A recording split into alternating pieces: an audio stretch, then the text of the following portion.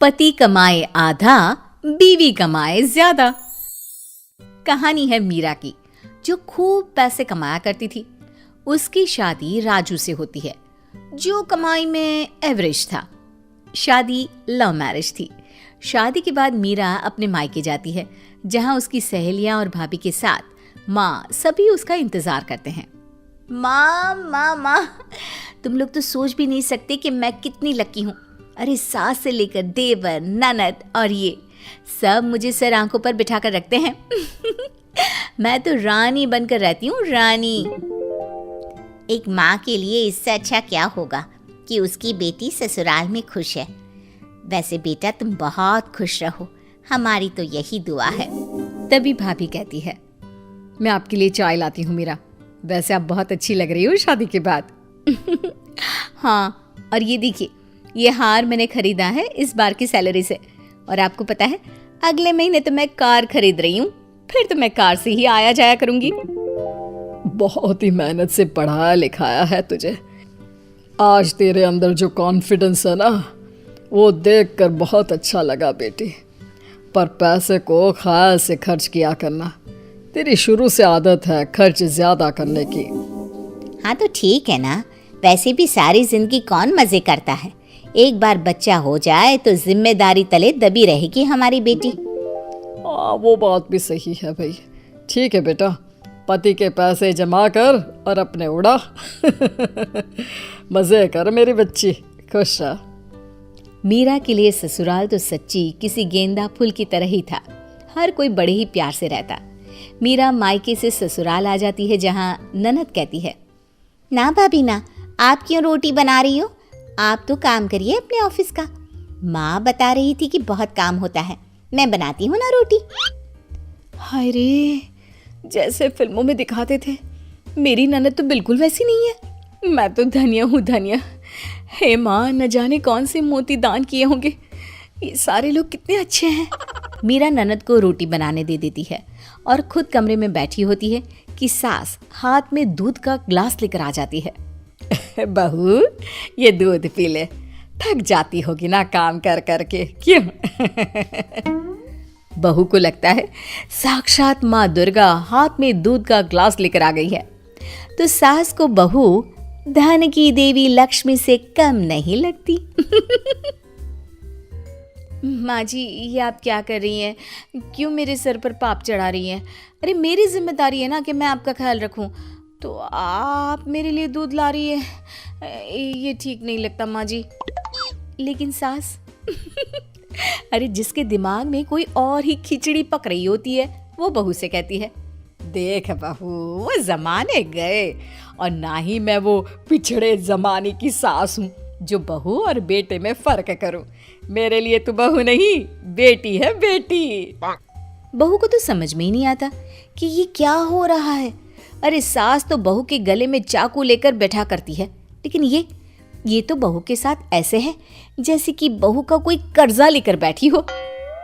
दिन ऐसे ही मीरा के लिए मजे के बीत रहे थे।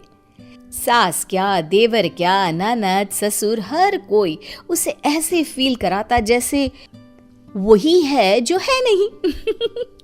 फिर आता है वो दिन। मेरा यार, मैं बहुत परेशान हूँ।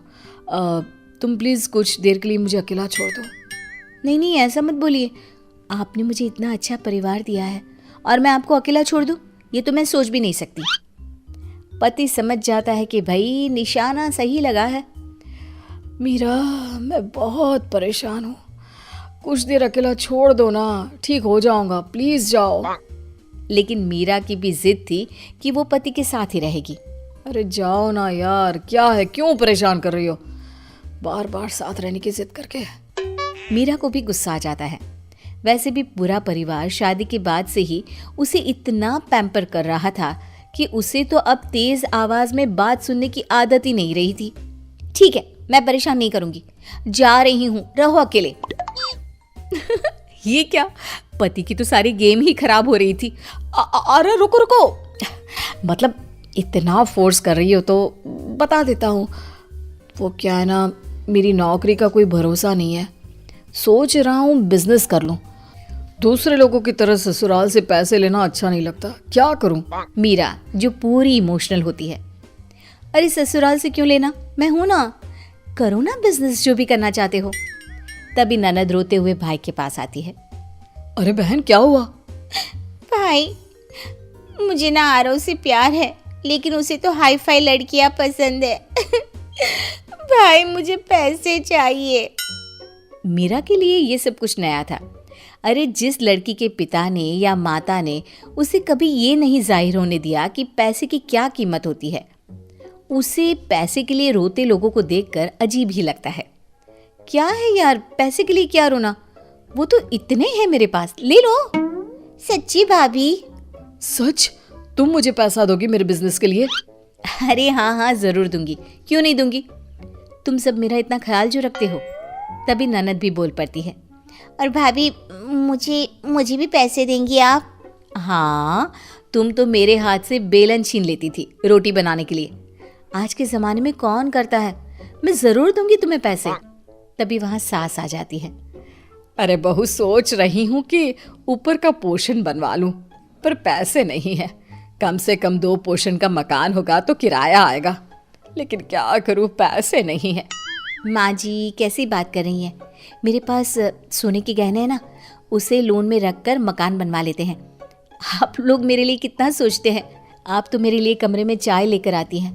भाई कौन साहस करती है आज के ज़माने में। सभी पर मीरा अपने पैसे लुटा देती है और पूरी तरह से खाली हो जाती है।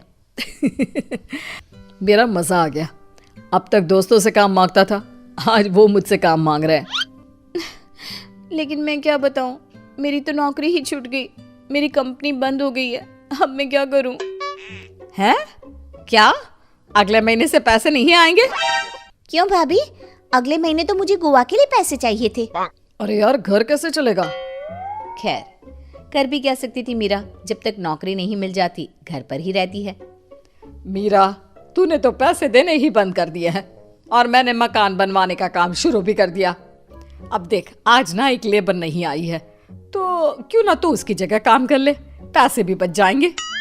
हाँ माँ, वो कर देगी, पहले बोलो मेरे लिए चाय नाश्ता बना दे। अरे मीरा क्या हुआ, नई नौकरी लगी कि नहीं? ऐसा तो नहीं चलेगा। मीरा को सबके बदले रवैये पर गुस्सा आ जाता है। वो अपनी माँ के घर जाकर सारी बात रो रो कर बताती है। बेटा, वही तेरे पापा और मैंने भी कहा था, पैसों की कद्र करो, क्योंकि कल को कोई रिश्ता भले खोटा निकल जाए, लेकिन पैसा तो चलेगा ही चलेगा। तभी मीरा के फोन पर नई नौकरी की कॉल भी आ जाती है और उसे उससे भी ज्यादा पैसों की नौकरी मिल जाती है। लेकिन इस बार मीरा को नौकरी के साथ अकल भी मिल जाती है कि अपने पैसों का हिसाब रखना जरूरी है।